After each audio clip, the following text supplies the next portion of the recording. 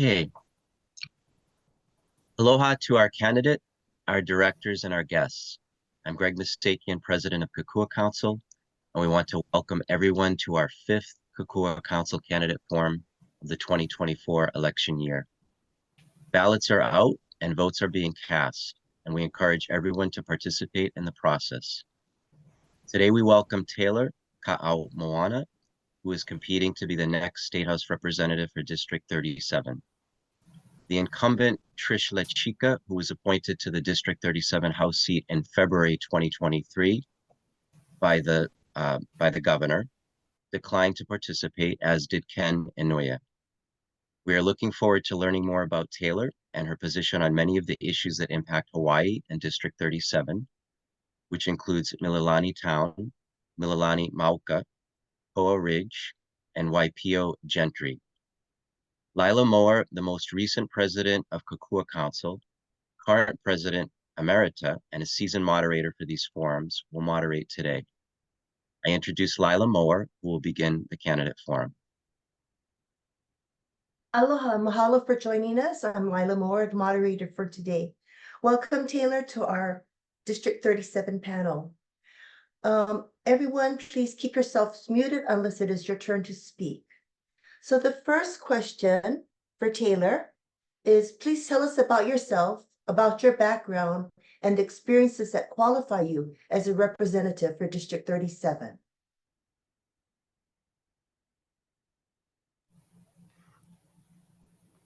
Thank you, everyone. Thank you, Greg. Thank you, Lila. I'm Taylor Kaaumoana, and I'm running for District 37 State House Representative.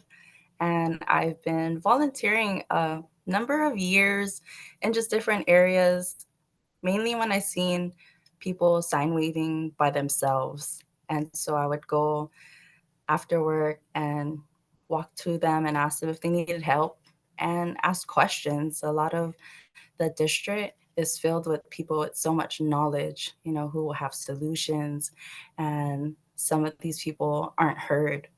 And for me, I was looking at what is the main issues that we have, and some concerns from district members were there wasn't enough options on the ballot. And so some of us new candidates actually were just people who were testifying and heard some bills. There was hearings, and so we shared if we strongly oppose or we supported, and that's how it came about, learning what a representative does and representing where you live and where you come from. My background from an early age, we were around a lot of people who I seen on the news, and I said, oh, what do they do?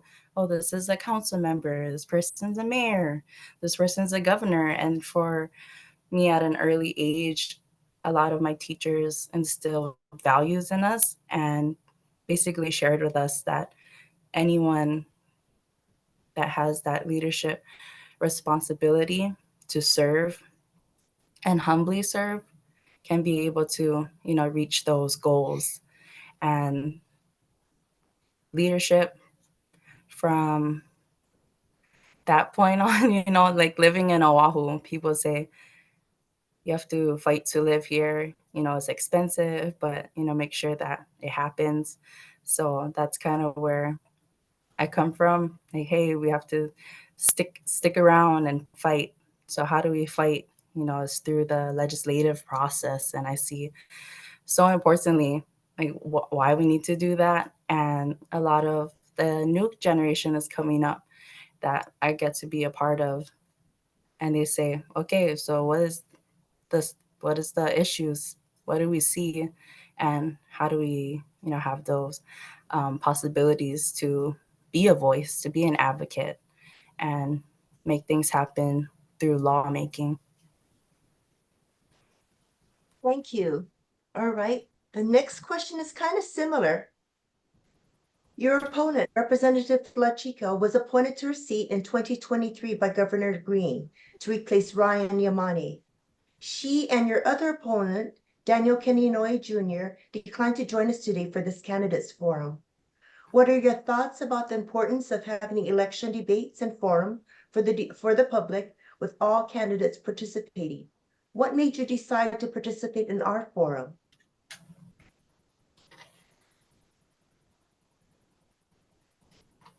Thank you. That's a good question. And you guys are actually the first people who had invited me to be on the candidate forum. So I don't know if that's surprising to some people, but a lot of my district think that there's only Democrats running until they got their ballots in the mail. And they said, hey, okay, so I did see your name. That makes sense. Because, for the longest time, they've heard me and said, yeah, I'm going to run. And they're like, but I don't see you on any of these debates. And how come it's not transparent? So, well, yes, we need more transparency, of course. And so that's why I'm just grateful that you guys have put this on. And yeah, there's a lot of ways I could answer that question.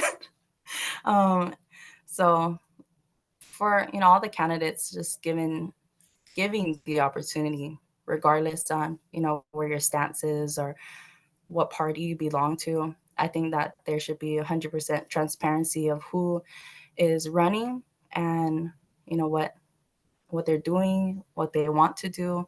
And it's based on, the people that they're talking to, and they should be listening to the district, right? And their concerns and what they've been seeing throughout the years, because a lot of these people, it's the second, third generation people living in their districts. So they know more than any elected official, the true sense of what's happening.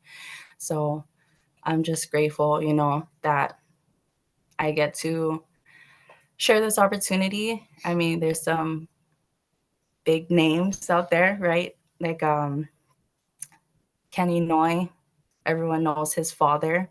So, listening to my grandparents and, their friends say, wow, you're running against him? That's going to be really powerful. And I said, hey, at least, somebody's trying, because everyone should have that chance. And for the Chica, I actually got to be working at the legislature with one of the newly elected representatives, and she was very close to our office. And so I finally learned, what being appointed means, and, where Rick Yamane went and why that's important, for the governor and his cabinet. But overall, I think working at the state capitol and seeing these transitions, right, from 2022 to 2023 to 2024, a lot of things has changed, right? Because we couldn't go to the Capitol, and then now we are transitioning to Zoom, and we can be anywhere in the world and participate in the hearings and in the committees, and that's really powerful. But now also seeing that hand-in-hand rate of people being in the office and utilizing a lot of the tools that the state capitol has as they're revamping their website and the technology that we can use. I know I'm going off on a tangent here, but yes, the representatives all get to share that there's resources for the public, and it's not just the representatives on their own giving all the answers and updates. Thank you very much. Next one's a little long question. One of the most pressing issues for the state is the lack of affordable housing. Earlier this year, Act 39 was passed and increased the capacity for greater density in communities with qualified residential zoning. Your district has a mix of residential properties from large residential lots to high-density condominium projects, mostly built as townhouses. Does this act address or exacerbate the problem of affordable housing?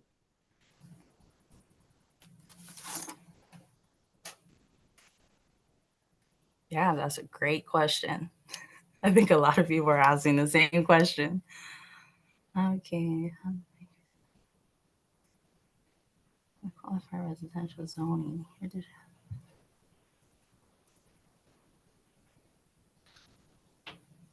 So straight to the point, no. it doesn't help the problem with affordable housing. Actually, it's making the housing market go up with Koa Ridge being developed, and they're in different phases. But I see that it's going to be more costly to live in Central Oahu, and we're going further and further away from affordable housing. And what the actual meaning of affordable housing is, when you look into depth on economically, the things that we can do or can't do with housing is more strict. And, the average local person really can't read all of this information and say, oh, okay, that's me, I can participate in that, I can have that housing. And from my point of view, a lot of the district says, can you guys put it more in simplified wording? They don't want to just listen to what the news has to say, but they said, hey, whoever is building these homes, they should meet with us, or there's tons of opportunities. Neighborhood board meets every month. All these developers, it's not really shining the light of, hey, we want to help you guys out. And because this is a safe place, I feel we should be saying, hey, where can we fit into this? And if not, then we choose to oppose it, and that should be respected. So, yeah, that's my answer on that. A lot of the answers that I will be getting is through the next session, and learning more about the bills and the lobbyists that they're talking to, and who's wanting to introduce certain bills, especially directed to affordable housing. Because every candidate I hear, they talk about affordable housing, but none of it has changed for us for the better. Right, the next question comes from Doug. Hi, and it's another affordable housing question. One is that with so much of Hawaii's housing being, and I know you have to pay attention to something else, so if So sorry. you're kind of watching your child, so if you have to run off, that's fine too. We totally understand that. But my question is, with so much of Hawaii's housing being sold to non-residents and investment corporations, how do we prevent these non-residents and corporate investors from driving up the cost of our housing? Ooh, yeah, that is a powerful question. And with the past session that happened with, everyone knows that Senator Brenton Awa, he introduced that bill to get foreigners from buying up our lands and developing all these homes on it.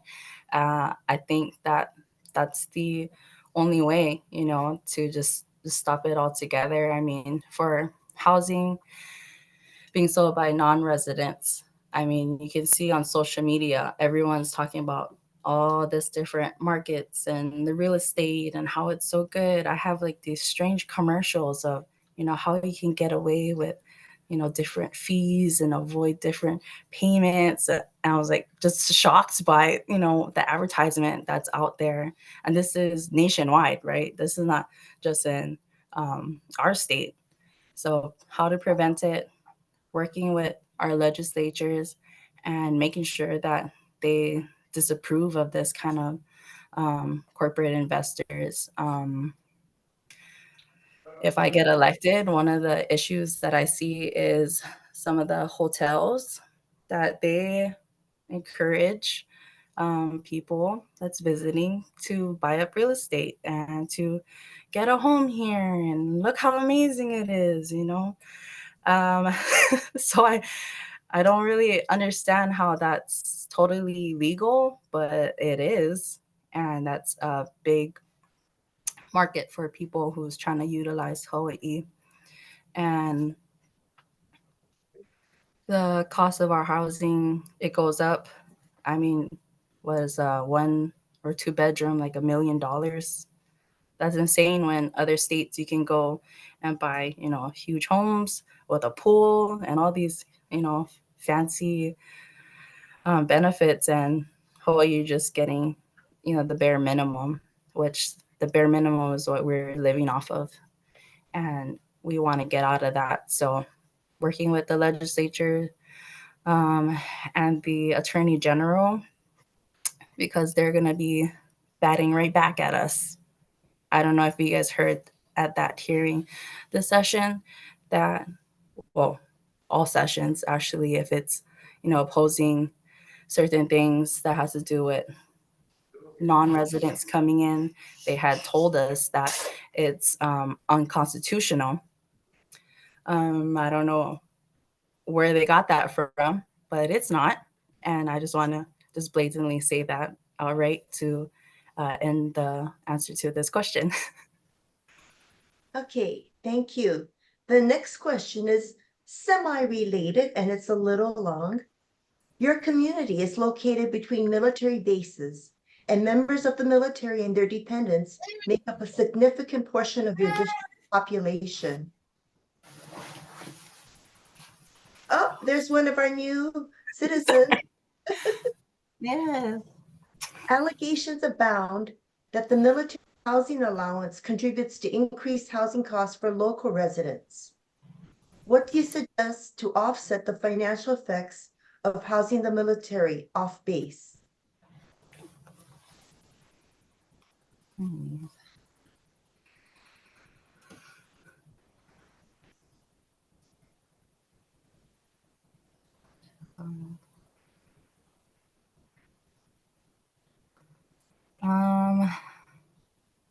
I can't think of the term right now, but the more that I look at housing, the more I see that a lot of people want to rent out to the military.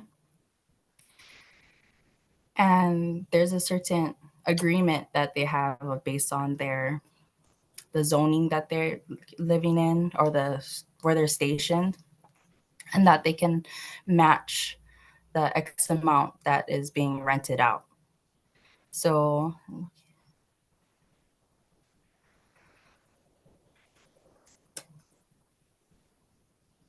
being a state house representative is going to be just a little bit of the solution, if I'm elected, because it's going to take majority rule to even introduce a bill that could,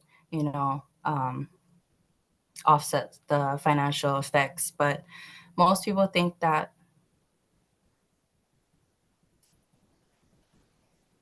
sorry, I'm trying to gather my thoughts.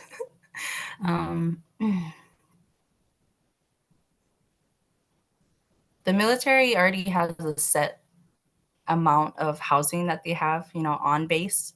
And I think that should be utilized and prioritized first, because when they go off the base, right, and into residential areas, from what I've heard, a lot of them consider the options of buying out their homes instead of renting. So that's part of the making it harder for local residents to live, because it's a compound effect. The more military buy their homes, or they buy it and then they rent out these homes, now the financial effect of Hawaii actually goes more into a hole, because now they get stationed somewhere else, and then they still get the benefit of Hawaii's economic, if that makes sense. Thank you very So much. I'm going to answer it like that. Okay, the next question is kind of long too. Roughly 10 years ago, the Hawaii Supreme Court settled a controversy between environmentalists and the developer regarding the development of Koa Ridge, which you mentioned earlier. And this has a potential for the development of thousands of residences. Are you a YIMBY, or yes in my backyard, or a NIMBY, not in my backyard? and why?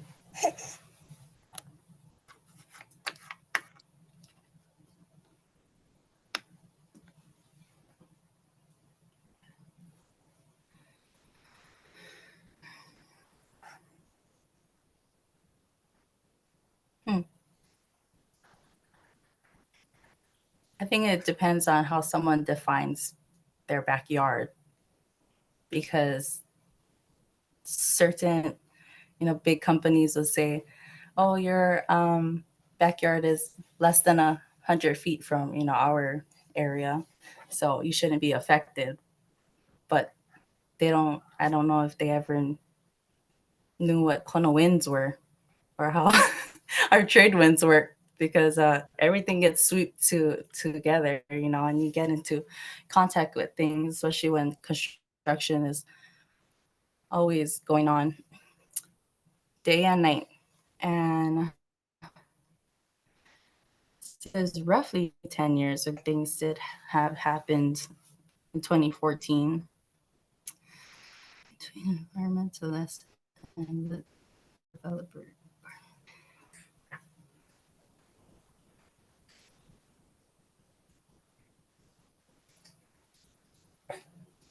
I'm sorry, can you rephrase what that question is? At the end, is it, are you a yes in my backyard or a no in my backyard? So What kind of term does that mean? this is just in general, not a definition I'm looking up anywhere. But yes, in my backyard conveys the idea that you're willing to have more development in your community. Whereas that NIMB, NIMBY, not in my backyard, conveys your preference for no more development or far less development in your community.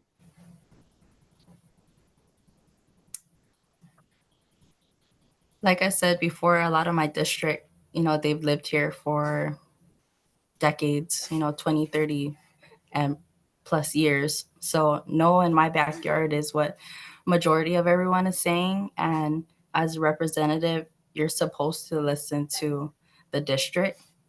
And I think, in 2010, 2014, when there was talks about Koa Ridge and Ho'opili, the district was saying no. But the representatives and the lobbyists were saying yes. So if I get elected, I will continuously say no, not in my backyard, no to the developers, and no to all this solar energy and new things that's coming about here. It's everywhere. And I live by the Costco, so I can see the drastic impact that's having. All right. Thank you. The next question. What are your thoughts about the First Responders Campus that Senator Donovan Dela Cruz championed and the legislative efforts he made to steer $50 million through the Hawaii Technology Development Corporation?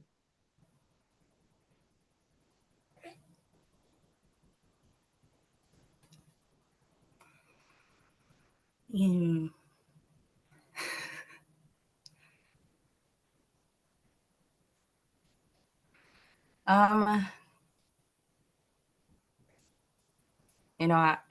don't know how to say it in the nicest terms, but the senator, the location that he has, and if he's listening to his district, they would say, we want country, we don't want this developed technology, all this, what's the word? Oh gosh, I just forgot what it is. All these fancy words that they use as the legislature, that's why it's hard to understand when they pass these bills or they introduce these bills, what actually is going on and what it means. And with the sunshine law, right, they can just say it to the public, oh, here, this is what happens. But a lot of people can't make the time, or they don't understand what's really being approved there.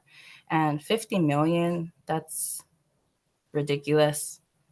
I mean, people say, our voices need to be heard.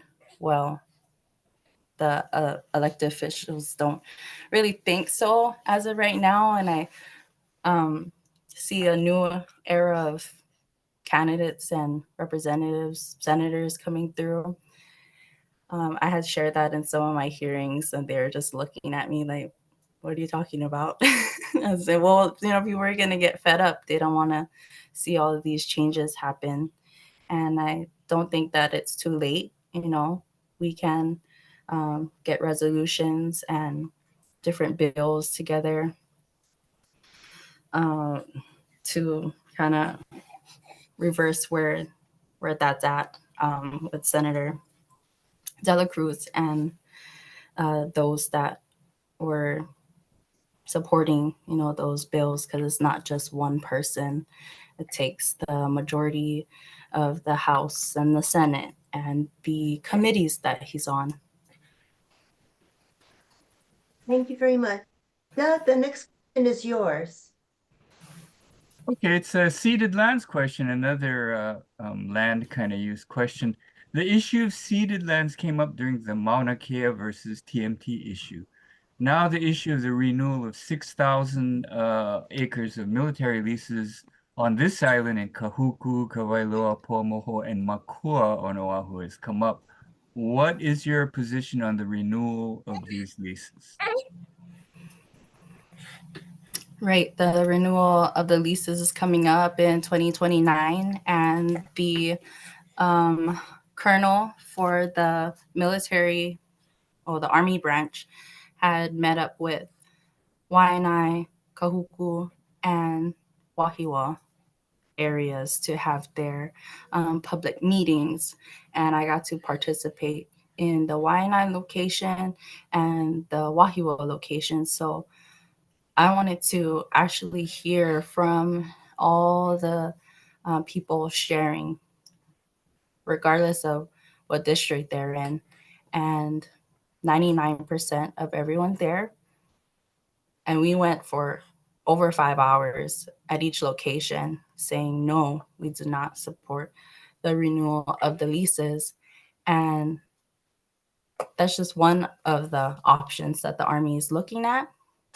The second option is that they let it just go and expire, and they give the lands back, would be through the state. And the third option was that they can do lease exchanges. So depending on what other resources and lands they're scouting out, they'll, ask to exchange the bases that they have located now. And the acreage is, they have over 6,000 currently that is in this phase for, and you said, oh yeah, so, and it goes hand in hand, Mauna Kea and the military leases, that people are not being heard. And that's why new candidates have come about from those people, because they want their voices heard. And that's my position, is with those thousands of people, is that I do not support the renewal of these military leases. Thank you very much. All right, this is a long read-along question. Okay. The insurance industry has a heavy influence on the retention of medical professionals and now on home ownership. In the medical industry, capitation agreements force medical service providers, in other words, doctors, to accept lower and lower reimbursements, and many struggle to stay in business. Fortunately for the residents of Central Oahu, the Queen's medical system took over Wahiawa General Hospital. In the condo world, we knew in advance that deteriorating buildings, increased legal disputes, and shortfalls in reserves adversely affect the cost of insurance. And now there's the debacle caused by the insufficient hurricane insurance. Please tell us what you know about these effects and what you would do if elected. Sorry, I think my neighbor's vacuuming. Okay, hopefully you can hear me over that.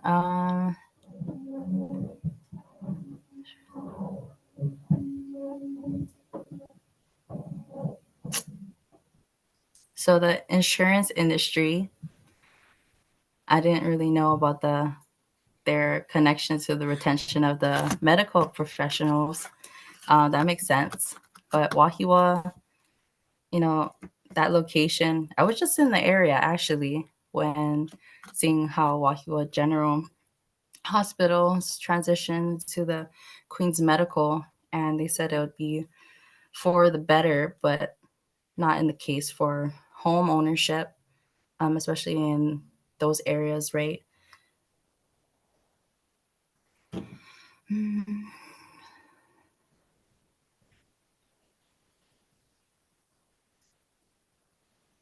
In the condo world, I'm not sure exactly what new condominiums are being built in Wahiawa. I think that'd be a good question to take up to the current representative and the new candidates that's running in the Wahiawa slash Waipio Acres area is their district. And I'm not exactly sure how insurance works, but I know it's very tedious and complicated. So I'll definitely get some research going to get some answers back to you guys. Thank you. All right. The next question comes from Greg, and I'll read it. Legislators have ignored numerous bills over the years that could have helped condominium owners throughout Hawaii address concerns regarding misconduct, unfair treatment, and deferred maintenance. The Department of Commerce and Consumer Affairs has often ignored or closed out complaints. Will you support an ombudsman's office to address your concerns within condominium associations, homeowners associations, and planned community associations?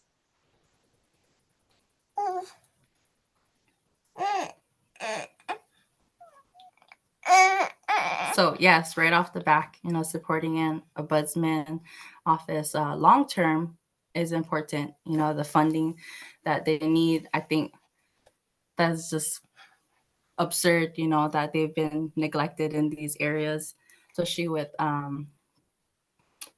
introducing bills that's directed towards supporting those that directly, impact the homeowners and the condominium associations. We hear a bunch of issues that happen in homes, and especially with, like the basic necessities, right? Like plumbing and electrical. A lot of our kupuna especially need someone to advocate and communicate, different concerns and issues that they have. And a lot of these tedious stuff, they don't know really how to explain what the solution might be to it. So we do need more funding toward these ombudsman offices. I know, I forgot his name right now, but when I worked at the legislature, he was saying that there was funding for 5 positions, right, for the ombudsmans, for advocates. And I just wish I remembered his name right now, but he was super happy, and he was explaining all the solutions that would help to address the needs of our kupuna community. And he was one of the first people that I met.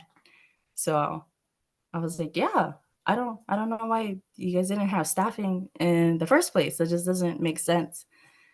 And he said, well, we would just want to keep the funding every year. So if we could get your support. And we had some of the office members, talking about what was going on. And one of the things was to continuously support and hear out the bills, right? Because the bills in the beginning, when you get elected, is important on what you can introduce, because there's a minimum. Oh, there's a maximum. I think it's 20 bills. And what's it? Yeah, so regarding misconduct, unfair treatment, and deferred maintenance. Yes, we know about the deferred maintenance, and it can take up to months and months. And some people just want to flush their toilet. Some people just want a light in their living room that is functioning, and that should be number one priority. As much as our candidates and elected officials talk about homelessness, they should also have these issues hand in hand. Thank you very much. Okay, the next question. In 2016, to continue funding the Honolulu Authority for Rapid Transportation, also known as HART, the state legislature extended the 0.5% increase in the general excise tax and raised the transient accommodation tax by 1%, lasting until December 2030. This project is a drain at all levels of government and on anyone on Oahu, residing or visiting. Additionally, this rail system is distant from your district. What is your vision for HART?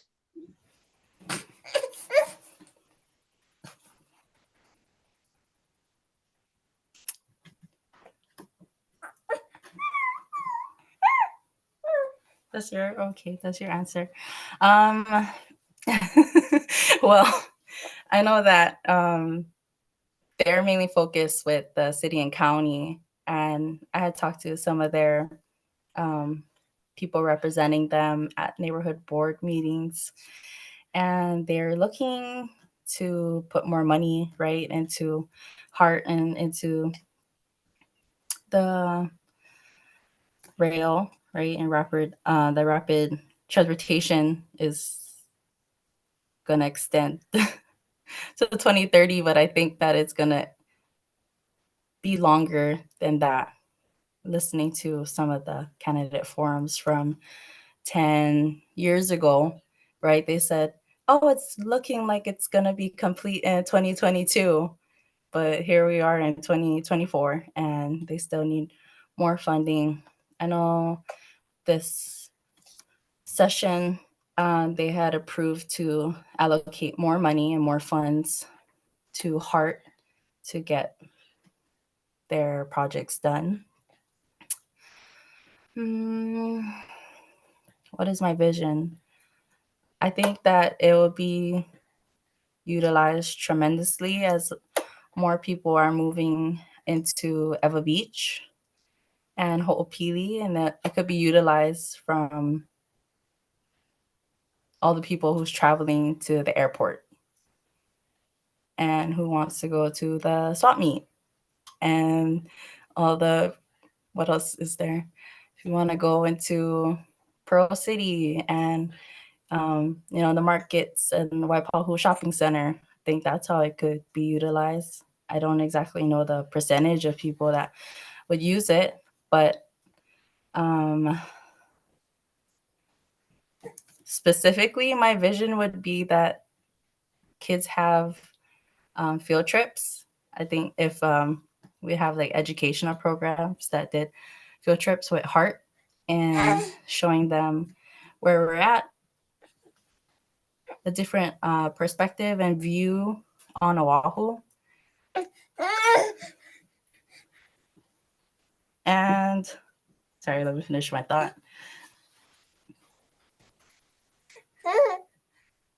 Yes. And so if we made it all the way to Ala Moana, I think a lot of West Side people would use it it's a safe place to, well, specifically in the Ho'opili, West Oahu area, it is safe to park your car there. The other locations, I think we just need a little bit more security.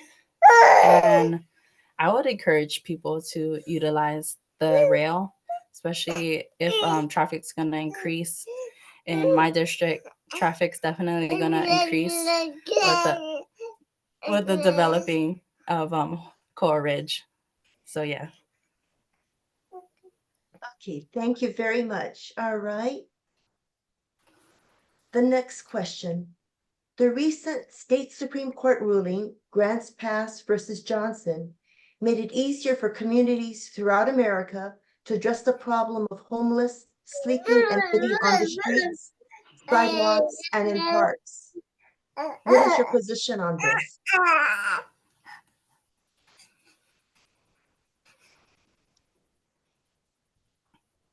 I think we first have to evaluate what does that mean for that case and how it's going to affect America. And basically, my position is that you can't make it a crime to be houseless. I think we should treat each other like humans. And from the laws that I've been seeing lately, it's kind of dehumanizing us. But overall, the people that I've personally spoke to or have, come up to me wherever, at the store, at the parking lot, a lot of them just need support and somebody to talk to. So I think putting in funding to counseling instead of oh my gosh, this is like a huge question because there could go so many ways. The houseless community, there's so much of them that want to go back to school and they want to do things with their life, but they said, I can't. They don't see a way to get to their vision and to their big goals when they have little stuff like that. They can't shower or they have holes in their shoes, So if we had grassroots coalitions, because that's where it's ultimately going to end and it's going to start, helping support the people who need jobs. There's many places. I just seen a list of companies that hire not just houseless people, but even people with felony records.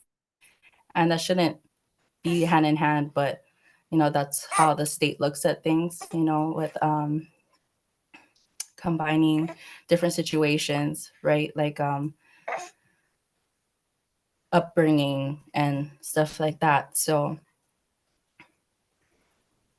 our district only has a few houseless that are on the sidewalk or panhandling, but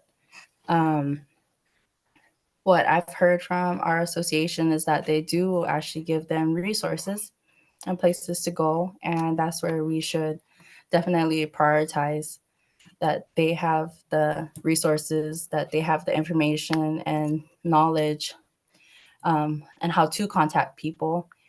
One of the main things for Oahu is that a lot of the contact information on the websites are out of date. So if we could just update them, I think that would help our houseless communities.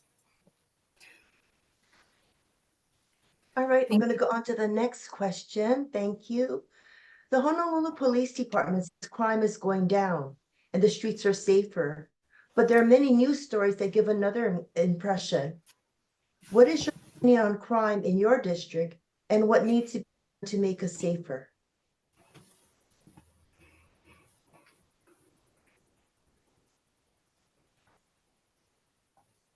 Well, first off, I would like to know who in the Honolulu Police Department is saying that crime is going down. That's the first thing I would like to know. And what streets are they talking about that is safer? Because we've talked to people in, multiple districts, and we all have the same concern, and it has to do with crime and safety. But yes, but in my opinion, it's gonna always be grassroots. It's gonna be our neighbors. It's gonna be those that we live next to in our community, making it a safer place. Watching each other's vehicles and those people that are around our homes, because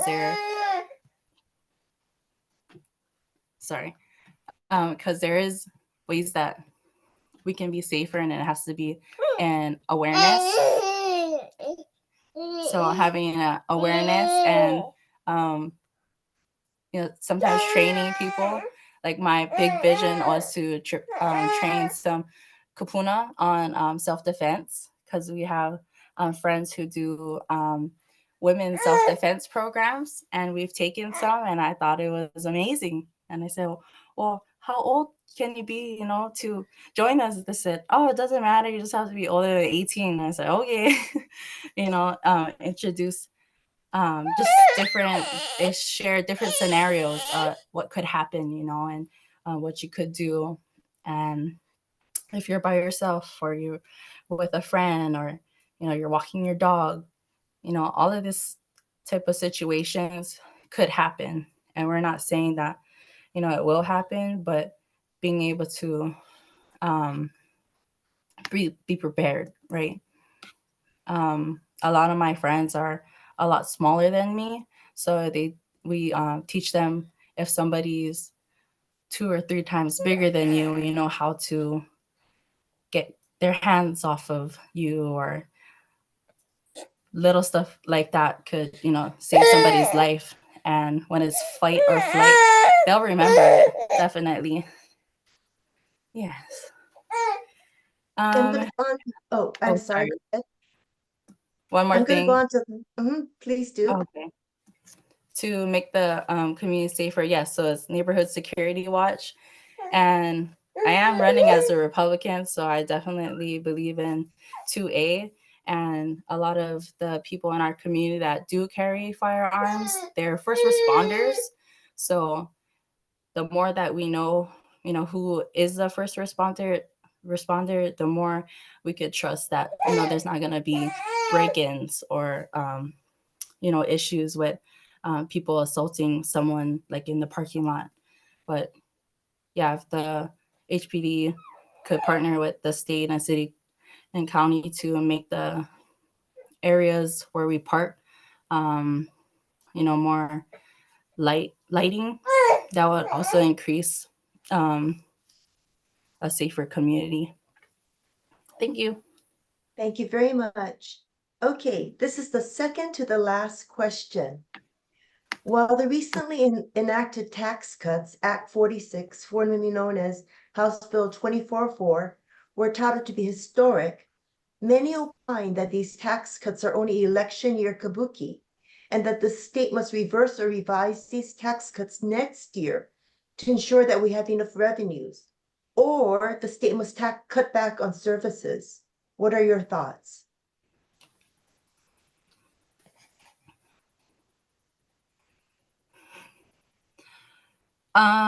So when I seen that news report about the tax cuts, I did think that it was only for election year kabuki.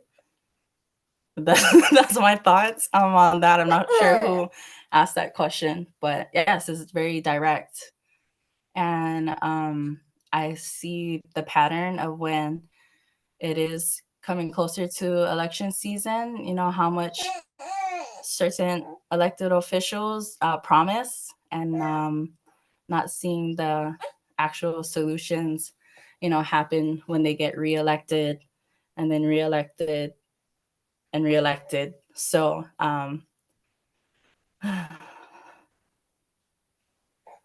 the finance committee, I know they're the ones that say yay and nay for all the bills that come through. And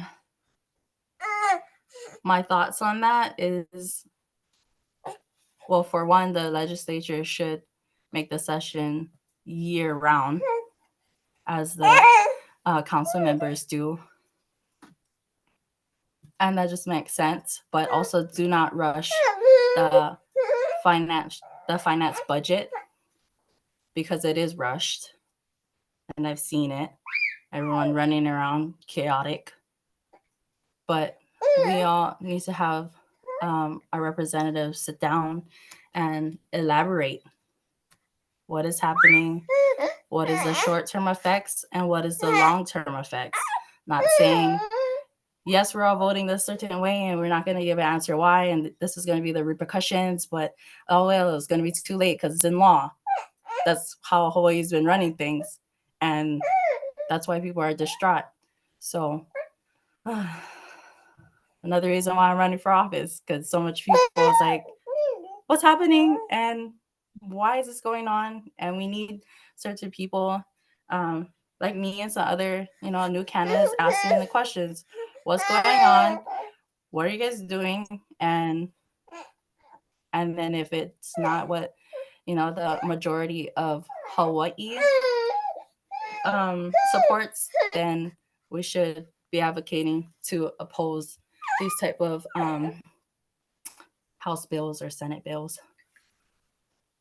And, if it comes to the governor, how to veto, right? And it's all going to take just the numbers of people. And that's why I'm grateful that you guys have given myself and Keale this opportunity, because so much people's voices aren't being heard. And yeah, those are the people that we are fighting with.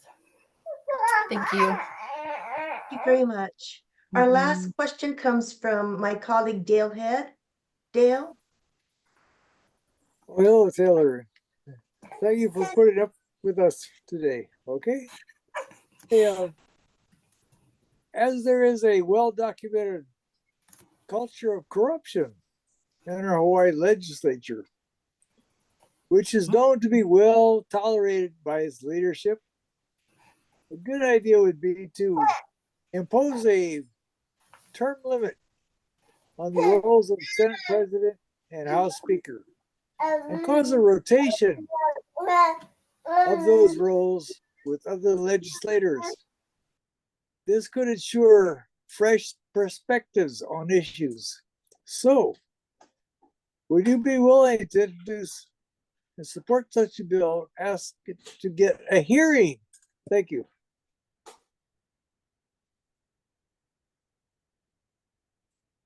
Taylor, you're muted. Sorry, he's talking. Yes, definitely would be willing to introduce and support these bills. Yes, everyone knows the culture of corruption, and yes, and even the babies know that there's a culture of corruption. And yes, we have to protect you and all of Good it. kid, good kid. Friends. Yes. And he's been at hearings before, so yes, my son knows. You can talk about term limits, right? Overall, and the Speaker of the House. I just wanted to share that, the Speaker of the House is voted in by a majority rule of those that are elected, right? And I didn't realize how much power and control the Speaker has. So being able to, the people to have the power to say, yay or nay to that person as well is just as important. And so, yes, I do support introducing these bills for people who are watching and for people who I'm going to send this link to. I just want to encourage people to write bills and introduce them to whoever is their representative or their senator, even if they would not introduce the bill, just continuously every year tell them that you want this bill supported, and just yes, and never just continue to fight. And the way that we have to fight is through the legislative process, and that's through the bills, right? And the bill making process is so important. I would love to see groups like you and more groups that's stirring up and around to make possibly workshops. A lot of kupuna have so much knowledge, so much ike, and they would actually write amazing bills. And if we could, allocate time for the kupuna to write these bills, or being educated on how to, and even in the simplest of ways, introduce the bill and get them to participate in the legislative process, I think that would be just so powerful. So thank you. Yes, I appreciate this question. And I am talking to many, many people, not just in my district, but many people in Hawaii, and to write bills. I'm also learning how that goes as well, because we need that. We need that for our present and our future. So yes, mahalo, Dale. Excellent. Thank you much. Taylor, thank you very much. We enjoy having you and your son. In a moment, please provide us with your closing statement. After your closing statement, our president, Greg Misakian, will provide a closing statement. So again, mahalo. Thank you very much. It was a pleasure to have you and your son. So your closing statement, please. Thank you. So yes, I'm Taylor Kaaumoana. I'm running for District 37 State House Representative, which is Waipio, parts of Mililani, all of Koa Ridge. I am a mom. I had put on some of my questionnaires that I'm a parent as my occupation. Yes, and I believe more parents should be involved in the legislative process. Just thank you guys for your time, and I'm just grateful to just see more of us coming together and kokuing each other and just taking care of the responsibilities at hand. And I continue to work with you guys. So mahalo. Greg, your closing statement, please. Thank you, Lila. First, I want to state that I think that any candidate that can answer questions while holding a baby deserves intense. So thank you so much for being able to do that. We know it's questions under pressure, but you did an amazing job, Taylor. The Kokua Council would like to thank you and your baby boy for joining us today, and we wish you well and all of the candidates well in the remainder of the time that they have to campaign. We appreciate your time to answer our questions, and we hope those that watch today or will watch online later will be able to make their best choice when they vote, because they had an opportunity to see and hear the candidate. Today it's the candidate. Usually we say candidates. And also, an opportunity to see your opinions on the various aspects of what's going on in your district and the state of Hawaii. I also want to thank our directors for all their hard work in the background. There's a lot of things that go on to put these forums on, even though it's a Zoom and it seems like it's a pretty easy process. There's quite a bit in the background. And I definitely want to thank Lila Moore for moderating. She's been moderating all of these forums. It's our 5th one so far for the prior into the primaries. We'll be having more after the primary election, and we hope to have our membership join us and other candidates join us in the future. We've already got a couple lined up. So we thank everyone. We thank you, Taylor, and we thank your baby boy for putting up with us. We know you have things to do now, so mahalo, and we wish you well. Mahalo, Taylor. Thank you so much. So grateful.